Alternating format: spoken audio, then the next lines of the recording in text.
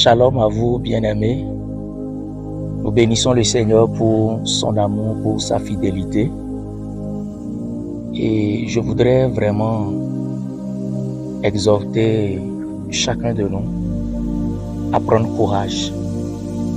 En ces temps qui courent, nous devons vraiment résister au découragement. Quel que soit ce qui se passe dans nos vies, nous devons résister au découragement. Vous savez, le découragement, c'est comme le virus du sida.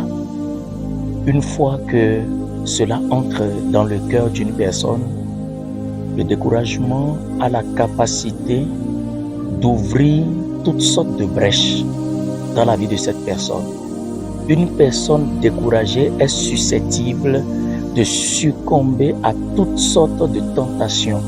Même les tentations auxquelles cette personne avait résisté auparavant, il se fait qu'une fois gagnée par le découragement, cette personne n'est plus capable de résister à ces tentations-là. Alors c'est pour cela que l'ennemi utilise beaucoup le découragement. Et aucun d'entre nous n'est à l'abri. Non, quel que soit notre niveau spirituel, nous devons rester vigilants. Il y a quelque temps, j'étais en train de prier par rapport à une situation, par rapport à une difficulté. Et c'est là que le Saint-Esprit a rappelé à mon esprit un passage biblique que je voudrais partager avec quelqu'un qui m'écoute en ce moment. 1 Pierre chapitre 5, le verset 9. Résistez-lui avec une foi ferme, sachant que les mêmes souffrances sont imposées à vos frères dans le monde. Alors le Seigneur nous demande de résister à l'ennemi, de résister à ses attaques, de résister à ses œuvres, parce que les mêmes souffrances que nous traversons, les mêmes épreuves qui sont les nôtres, il y a des frères, il y a des sœurs dans le monde qui sont confrontés aux mêmes épreuves, aux mêmes difficultés, voire même pire.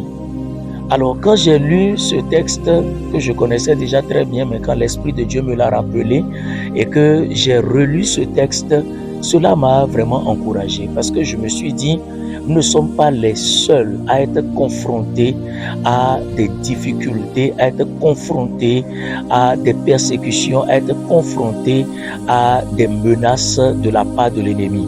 Et le mot qui a attiré mon attention dans ce texte, c'est le verbe imposer, parce qu'il dit les mêmes souffrances sont imposées à vos frères. Imposées. Vous voyez, il y a des souffrances qui nous sont imposées. Imposées par qui? C'est que le Seigneur lui-même, il nous laisse passer par ces souffrances-là. N'oublions pas que le Seigneur lui-même, il a dit que si nous souffrons avec lui, nous régnerons avec lui. Alors, il y a des souffrances auxquelles nous ne pouvons pas échapper en tant qu'enfants de Dieu, en tant que fils et filles du royaume des cieux. Alors, bien-aimé dans le Seigneur, je voudrais vraiment encourager quelqu'un, quel que soit ce que tu traverses comme épreuve en ce moment, sache que il y a des frères, il y a des sœurs de l'autre bout du monde qui traversent les mêmes choses, peut-être même pire. Et le Seigneur, alors, nous encourage à résister, à tenir ferme jusqu'au bout. Et nous allons recevoir ce qui nous est promis. Que le Seigneur nous soutienne, que le Seigneur fortifie chacun dans ce qu'il est en train de traverser en ces temps de la fin.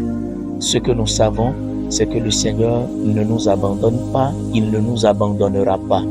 Donc, s'il n'a pas encore répondu, ou s'il te laisse traverser une difficulté, malgré tes prières, malgré ta fidélité, malgré ta consécration, alors sache que cela est pour ton bien.